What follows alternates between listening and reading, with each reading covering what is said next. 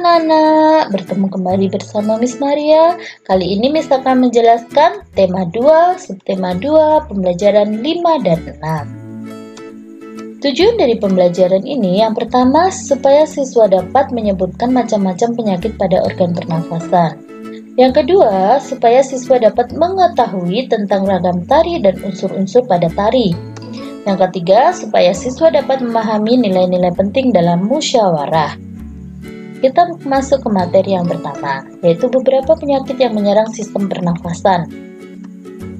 Yang pertama adalah emfisema, adalah kerusakan jaringan di sekitar saluran bronkiolus dan alveolus. Ciri-ciri dari penyakit ini yaitu orang yang menderita mengalami sesak nafas karena tidak maksimalnya pertukaran udara di paru-paru. Yang kedua adalah kanker paru-paru. Adalah pertumbuhan sel-sel paru-paru yang tidak terkendali dan dapat menyebar luas ke seluruh tubuh.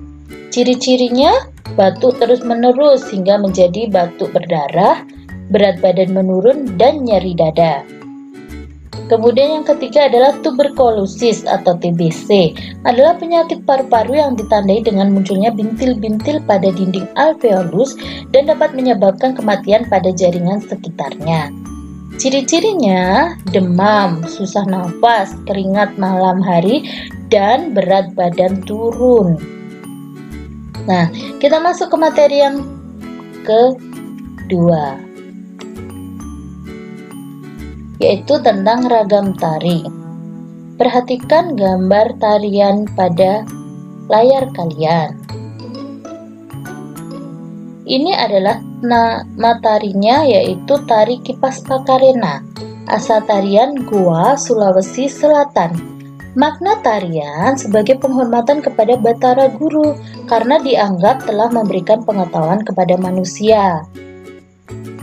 Kemudian perlengkapan yang dipakai adalah simak-simak atau ikat lengan, tigerotedong atau leher kerbau atau gelang panjang, gelang cadi yaitu gelang pendek, geno kalung, kipasa kipas, baju atau baju pendek dan panjang, selendang, lipas sapi atau kain sutra, kutu-kutu semacam bando, bunga putih atau kuncup bunga melati, bangkara atau anting-anting, sanggu sipolong tetong atau konde berdiri.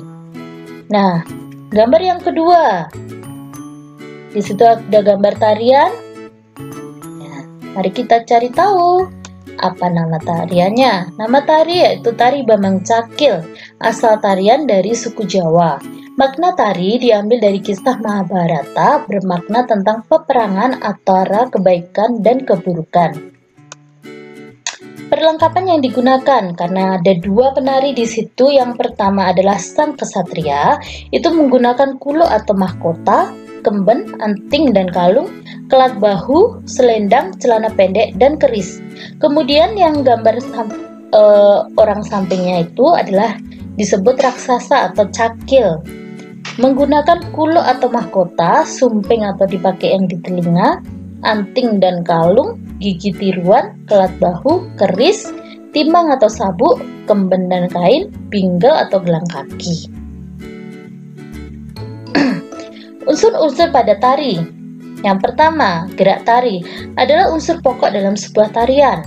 Properti adalah semua peralatan yang digunakan dalam pementasan. Musik pengiring adalah musik yang membantu gerak tari menjadi lebih teratur dan indah.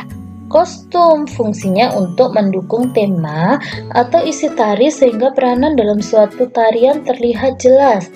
Tata panggung fungsinya untuk menciptakan suasana yang terkait dengan konsep. Salah satu bagian penting dalam tarian yaitu pola lantai. Pola lantai ini dibagi menjadi dua. Yang pertama adalah pola garis lurus atau vertikal dan horizontal. Berikut adalah gambarnya, contoh pola lantai vertikal dan diagonal.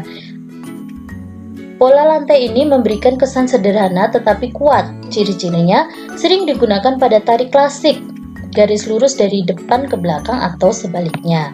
Kemudian yang kedua adalah pola garis lengkung. Itu gambarnya adalah melengkung. Kesan dari Pola lantainya adalah memberikan kesan lembut tetapi lemah. Ciri-cirinya, penari membentuk garis lingkaran, pola lantai lengkung luar, pola lantai angka 8. Baiklah anak-anak, kita masuk ke materi yang ketiga. Berdasarkan ragam tarian tadi, di Indonesia juga dikenal dengan nilai-nilai penting dalam musyawarahnya. Karena Indonesia sebagai negara yang demokratis, jadi setiap kegiatan yang memerlukan keputusan untuk kepentingan bersama dilakukanlah musyawarah. Musyawarah mufakat merupakan salah satu bentuk upaya pengambilan keputusan bersama dan sesuai dengan nilai budaya bangsa Indonesia yang demokratis. Berdasarkan musyawarah tersebut, ada nilai-nilai yang kita bisa ambil. Yang pertama, nilai kebersamaan. Anggota musyawarah berasal dari berbeda latar belakang, namun memiliki kepentingan yang sama. Nilai yang kedua adalah nilai kebebasan berpendapat. Anggota musyawarah boleh mengutarakan pendapatnya dengan sopan. Kemudian nilai yang ketiga adalah menghargai pendapat orang lain. Setiap peserta haruslah mendengarkan dan menghargai pendapat orang lain tanpa menyelanya. Kemudian nilai yang keempat yaitu nilai jiwa besar serta lapang dada. Setiap peserta hendaknya mau melaksanakan hasil keputusan dengan rasa penuh tanggung jawab. Nilai yang kelima adalah nilai persamaan hak. Setiap peserta diberikan hak yang sama untuk mengemukakan pendapatnya. Nah, berdasarkan nilai-nilai tersebut dan kegiatan musyawarah, itu menghasilkan keputusan bersama. Keputusan bersama adalah suatu keputusan yang telah ditetapkan berdasarkan pertimbangan, pemikiran, dan pembahasan yang matang.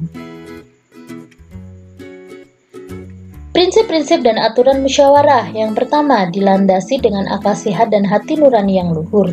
Yang kedua, dilandasi semangat gotong royong dan kekeluargaan. 3. Mengutamakan kepentingan umum. 4. Menghargai pendapat orang lain. 5. Keputusan yang diambil dapat dipertanggungjawabkan secara moral kepada Tuhan Yang Maha Esa.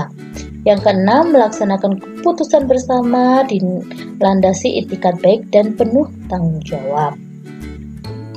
Selain prinsip-prinsip, ada tata cara dan persyaratan dalam musyawarah. Yang pertama, peserta harus hadir sebelum musyawarah dimulai. Yang kedua, musyawarah dimulai jika peserta telah mencapai quorum atau penetapan jumlah minimum anggota yang harus hadir. Yang keempat, ada susunan kepanitiaan. Ada ketua, notulis biasanya disebut juga sekretaris, dan anggota. Kemudian yang keempat, peserta berhak berpendapat. Kelima, peserta harus menghargai pendapat peserta lain. Keenam, pendapat yang disampaikan harus dapat diterima oleh akal sehat. Nah, cara-cara mengeluarkan pendapat. Yang pertama, mengacungkan tangan sebagai tanda izin bicara. 2. Berbicara setelah diizinkan. 3. Kalau ada yang berbicara, menunggu sampai pembicaraan selesai. 4. Bersikap sopan. Dan 5. Suara cukup jelas. Sikap ketika kita mengikuti musyawarah sebaiknya yang pertama, menghargai atau menghormati pendapat orang lain. 2. Tidak memaksakan kehendak kepada orang lain. 3. Tidak boleh mencela orang lain. Dan 4. Tidak boleh memotong pembicaraan orang lain. Manfaat dari musyawarah. Yang pertama, masalah dapat cepat selesai. 2. Keputusan yang diambil memiliki nilai keadilan. 3. Hasil keputusan menguntungkan semua pihak. 4. Dapat menyatukan pendapat yang saling berbeda. Dan yang kelima adalah adanya kebersamaan. Baiklah anak-anak, itulah materi yang dapat disampaikan. Melalui pembelajaran kali ini, kalian bisa mengetahui macam-macam penyakit pada gangguan pernafasan manusia. Yang kedua, yaitu kalian mengetahui ragam tari dan unsur-unsur penting dalam tarian. Yang ketiga yaitu memahami nilai-nilai musyawarah yang merupakan budaya bangsa Indonesia, karena melalui musyawarah Indonesia dikenal dengan bangsa yang demokratis. Baiklah anak-anak, Ingat ya, tetap semangat belajar, jaga kesehatan, dan sampai jumpa pada pembelajaran selanjutnya. Dadah!